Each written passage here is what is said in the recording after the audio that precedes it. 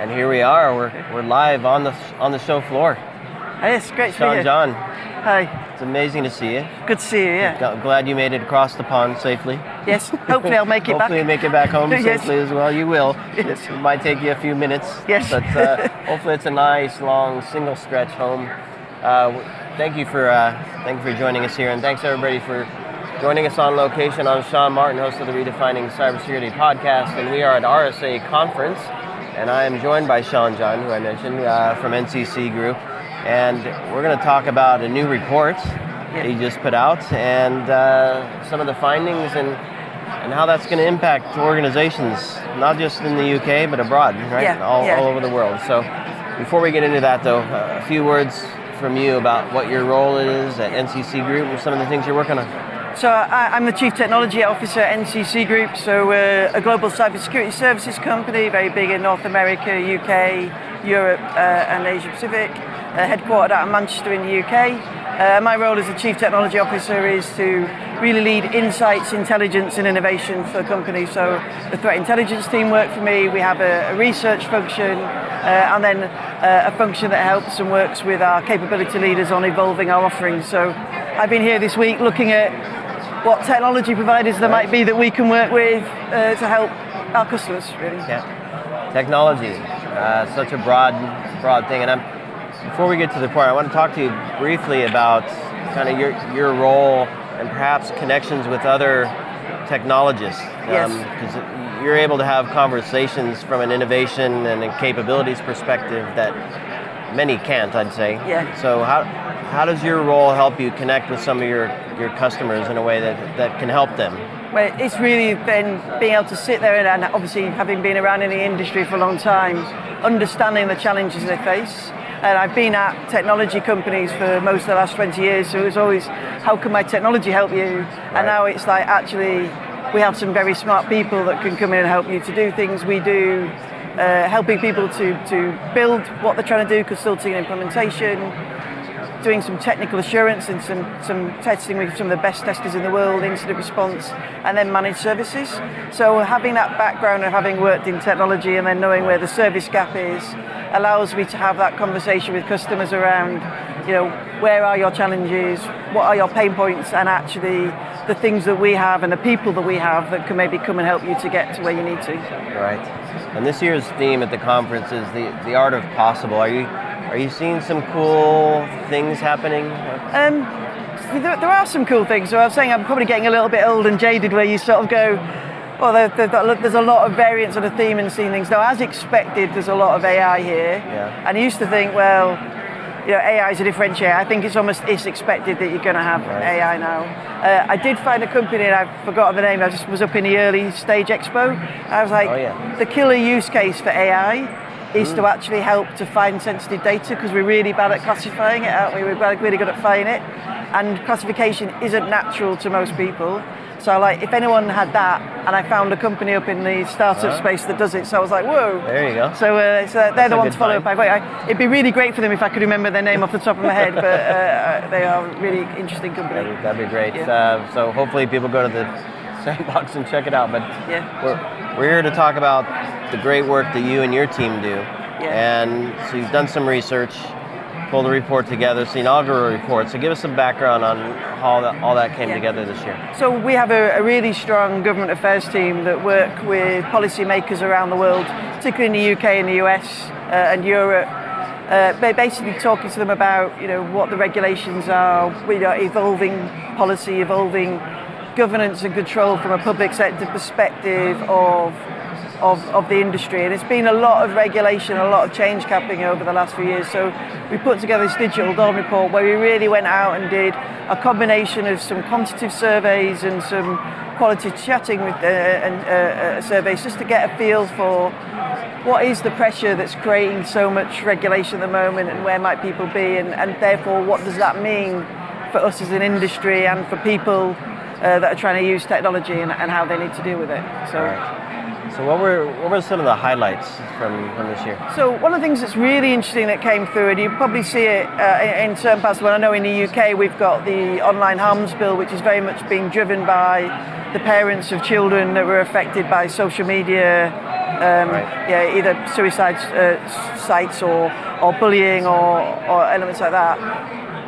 But it happens across more broadly than that in terms of being safe online, and now with AI, there's actually a big citizen push for regulation, which it hasn't been in the past. Quite often it's been like governments choosing to do it. If you think about the conversation that's happening around AI, the conversation that's happening around social media, a lot of it is coming from citizens and ordinary people lobbying their representatives to say, we need to regulate this, which is something a little bit different to where we've been in the past. I think that just reflects the fact that cyber is now part of everybody's life and it's embedded into the world. And the other thing is seeing that there's actually a lot of collaboration going on in terms of regulation, both cross-party, because it's not really party political, cyber and being safe online, but also across countries. So if you look at things like the emerging regulation of AI, although the European Union is doing something, we've got AI institutes in the UK, the US, Canada. Everyone's actually looking to say how can they work together and harmonise at least those organisations with similar countries with similar values. They're all looking at how we can harmonise and work from the beginning, which is actually quite useful and interesting, because historically what you see is lots of different regulation, then you've got to work out how you deal with it. And I think just as the way a lot of people ended up following the GDPR with their own flavour, I think rather than doing that now, everyone's actually coming together to go, what are the things that matter and how do we regulate? And there is a lot of interest in regulating this space, which is why we're seeing that explosion of regulations. So two questions. What do you make of the fact that it's the citizens pushing, where typically it's been government entities, lobbyists, and there's probably some battles that probably could have happened earlier in that sense, because of lobbyists, maybe it didn't happen. But now the citizens are pushing. That's the first question. What do you make of that shift? And then how do you see it impacting the way businesses run now? So there's two things. So obviously the citizens pushing for it means that there will be a continued pressure to make it happen, but it also means that they might have an opinion about what should be done that may not be practical to implement. And really victims should have an input into how something hurts and harms them, but if they design the actual regulation of the law, that could sometimes become too punitive. So and difficult to implement in practical. And so from the point of view from an organisation's perspective, it's try not to stop the regulation, but try to talk about how do we make this something that's practical and implementable. So for one example, there's a lot of push for age verification, particularly in social media, which seems very simple and easy to a parent of a child that's seen content they shouldn't have done. But actually when you think about that from a privacy person's perspective, that means collecting a lot of personal data about people in order to prove that you are the age, and maybe organisations that you don't want having personal data suddenly collecting it, which then leads to data breach issues. I think from the point of view of an organisation looking to respond and work with regulation, you've just got to work on the assumption that it's there and it will increase and it will go there. So don't fight against it. Look at how you can embrace and do the right thing and be proactive. I think that's why you see a lot of supply chain and governance and compliance solutions around here.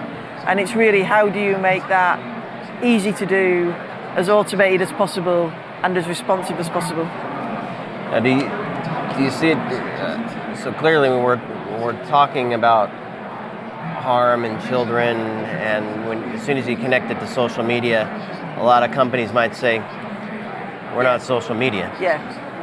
Do you see any bleed over in terms of how something might be defined that will then make it apply to any organization that collects data?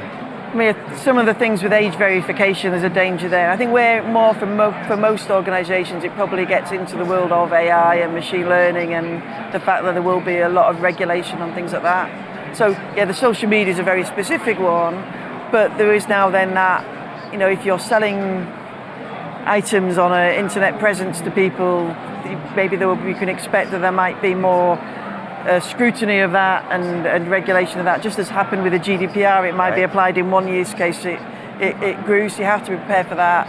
I think when it comes to to more broadly beyond social media. I mean, that citizen push on the social media is one thing, but then there's also one about, I want to just be able to just buy a device that's secure. So this whole, software bill of materials, the whole making sure you've got security built into any devices you create, that you're doing security by design and cyber resilience. Those two phrases that we're hearing a lot and coming along, and I think that's a sign of that more broader, general, use case and pressure. So we want to be able to use technology, but we want to know it's secure from the beginning, and then it's going to be resilient, and it's not going to take the country or the business down. Right. And our organizations, and obviously from the UK, I'd love that perspective, because a lot of folks we talk to in the US have the US perspective. What's your view on the maturity level for organizations to be ready at the executive staff level to say, we want to embrace technology, we want to create an infrastructure that's resilient, we want to promote safety, be it physical in the OT or online for children or whatever, depending on the business. And it needs to be secure as well, because that always comes, but typically, and especially when we look at regulation, it's we build something and then we audit and see how well we do. So what's the maturity level of the UK organizations, and maybe your broader view, because obviously NCC's brought global as well. I think it sort of depends on vertical. So if you go into the regulated verticals, I think this applies globally. So if you go into certain verticals like financial services, they much more get it than, say, if you go into retail, which traditionally hasn't been as regulated.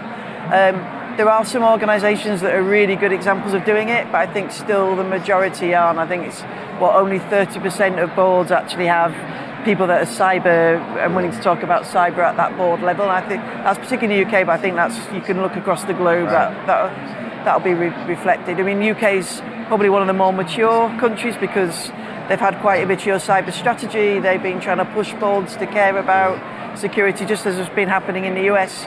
In other places, it's probably less so. And the challenge is, of course, when we go and look at the opportunity of technology, people are almost treating cyber risk as something that belongs to IT and it's not a business risk. And actually, you need to say, so I'm investing in this technology, I also need to think about what the threat is that comes with that. And investing in cyber is really managing that threat to allow you to maximize the opportunity. That equation still isn't happening a lot, which is why security is at the end. Which is why you've got this pressure for cyber resilience. So that's why I say UK financial services are particularly good, because you had the stress testing that was done after the financial crash in 2008. They brought in the CBEST testing, which there's the stress testing of how resilient the organisation as a whole, but there is a cyber part of that, which is a threat-led red team pen test, and then that's got into Europe with Tiber, and then we have DORA coming, the Digital Operation Resilience Act. And what's good then is that drive towards principles and resilience, not towards a checklist. And too many boards still look for the checklist, and you actually, I've been saying for 10 years we need to get people having more of a conversation. It's better than it was, 30% is much better than where we were 10 years ago, but we've still got more work to do for people to be really thinking about risk. I mean, our board do, but the nature of our business is they care about it. But if you go into many others, particularly in non-regulated industries, there's a long way to go. So how does NCC Group unlock some of those conversations? Because I mean, I continue to hear this dichotomy between the business and IT security specifically. How do you change the narrative? How do you change the language, or how do you unlock it, I guess? So we have some senior consultants who will actually go in and brief the board. Our board members actually also are members on other boards, and they drive the message that way. But we will actually go in and we'll do tabletop exercises, we'll do preparing people, but also the advanced testing and the penetration testing that we do, whether that's of vehicles, hardware, devices, cryptography. Yes, that's a very technical element, but quite often it's then taking that and translating that into what does that mean for you as an organisation. And with some of these threat-led penetration testing scenarios, we're very involved in looking up, using our threat intelligence to work out what is a scenario that's really realistic for an organization, doing the red team tests to prove we can get in, which comes with some technical controls, but then having a senior advisor who can actually go in and translate that into so what. So what does that mean for you, for the company? And that's the big thing for a board. So what? Yeah. Yes, there's the technical things and we can connect with it, but so what from a business perspective is that question that we need to be posing or giving an idea of what a board should do to having that business conversation. So because we're quite broad, we've got the very, very deep techies, but we've also got the people that can talk business as well. Yeah. The tactics and the strategy coming together. I'm going to take the easy one off the table, AI. Okay, right, okay. What are some other tech trends that you're seeing that organizations need to be cognizant of? I mean, there's the one that's been going on for years, isn't there, about consolidation and simplification. And you consolidate and simplify what you're doing, but then you have a gap. Hardware and software? So security tooling, because there's too many tools, we constantly say that. But then people consolidate down, but then you've got a gap for some new emerging tech without saying the word that I'm banned from mentioning. So you go off and get some of the controls. That means you've then got tools sprawl again, and then you've consistently got consolidation. There's another interesting thing that I'm sort of tracking in industry where, Spicky's were like a testing company. So you've got your red team testing, your pen testing, your PCI compliance testing, your really advanced code reviews on one end. And on the other end, we've had like vulnerability management, vulnerability scanning for years, then attack surface management, and now continuous controls monitoring. There's almost like a trend that I think is happening over time, and you can see it in some of the people that are here, that we're getting towards that almost continuous controls management of help me to do the automated remediation, help me to do the patching, bring in the pen test and correlate it with it. We're on the early days of that journey, but that's a definite trend we can see happening, which for us as a services company, it's like, how do we make sure we adjust and apply both? Yeah, and what I hear there is, I mean, you have world-renowned researchers doing this hardcore stuff that most organizations can't get their head wrapped around, right? It's very technical, very deep. And then translating that into action. And then obviously we talked about kind of the strategy to unlock the transform. I believe security needs a transformation. Yes, it does. But I think it's gonna start with that point of, we have this exposure. We need to reduce complexity. We need to simplify. We need to consolidate. We need to automate, orchestrate. And I believe it's going to be a lot driven by the researchers that have this technical knowledge of, this is how we close that gap. This is how we tighten. This is how we. So any thoughts on that? I think that's absolutely true. So a lot of things get called AI, sorry to say that word, but when they're actually really automation. And let's not overcomplicate it. Let's make sure it's simple and automated. And we need to make sure that we're doing that, keep it simple, stupid, all the way along the way, and making sure we're taking that basic approach. We're actually at that point where, as an industry, I think we're beginning to mature and professionalize. So there is that requirement that you have a much more business-driven approach, a business outcome, but that also you are thinking about how to do things in a more sensible way, that we're building the skills in the profession in a way that people are happening, and we're less the hobbyists with a screwdriver and more the how do we automate and make it simplified and orchestrated and built into the way that the business works. So effectively we've been going from market transformation, which is like new tech coming, forcing the digital transformation that business is having to transform, then digital transformation in IT. We're almost at that security transformation now from that perspective, where you need to be plugged into the business, connecting them, using you as an advisor, but then also thinking about not just how do I secure this, but how am I securing and enabling the business process with the security I do, not just doing security. Not disrupting business. And as you mentioned the screwdriver, I can picture a lot of organizations recognizing they need to make a change. They get help and see they have exposure and weaknesses, and all they want to do is bring a hammer because they get frustrated, right? They can't actually take meaningful action because they don't have the budget, they don't have the staff, they don't have the knowledge, they don't have the strategy to do that in a way that supports the business without disrupting it. But we all know what happens when you take a hammer to your IKEA flat pack because you can't. Or other flat packs being available. Packs, yes. Yeah. It doesn't end well. Hammer that screw in there; it'll be fine. It's actually I've been reading some books about like planning and things like that, and one is about why big projects fail, looking at building of bridges and things like that. And quite often because people they want to act quickly, so they think fast, and then when they actually go to action and implementation, it goes very slowly because all the things they weren't expecting come along, and they get lots of shocks and they don't deal with it. I think that happens a lot in security, where we're so like, well, the risk is there now, we need to do something. No, maybe you need to do the quick hammer now, but then you need to think slow and do the planning and think about how we're going to do it right.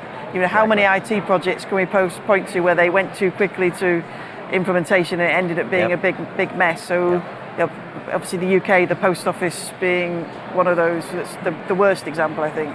So, but if you actually can think slowly, do the planning, work out what you need, and then act in sprints about the things that matter and prioritizing that, embrace the MVP and then expand from there. We need to do that more, as opposed to what we do is the world's falling down, let's go throw some money now. And you can't do everything at once anyway. Exactly. I think what many people forget is it's been done before. Yes. People have done it successfully, so don't try to reinvent the wheel with a hammer. Yes, exactly. All right, well, Siân John, it's a pleasure to see you, as always. Great to chat with you. Brilliant. And hopefully we'll connect with you again soon and talk more about what you're up to at NCC Group. And everybody listening, thank you for joining us on location here at RSA Conference. Be sure to connect with Siân John and the team at NCC Group and grab a copy of the report and learn some more about that. And people have done it before. Don't try to recreate the wheel here. So thanks everybody for joining. See you.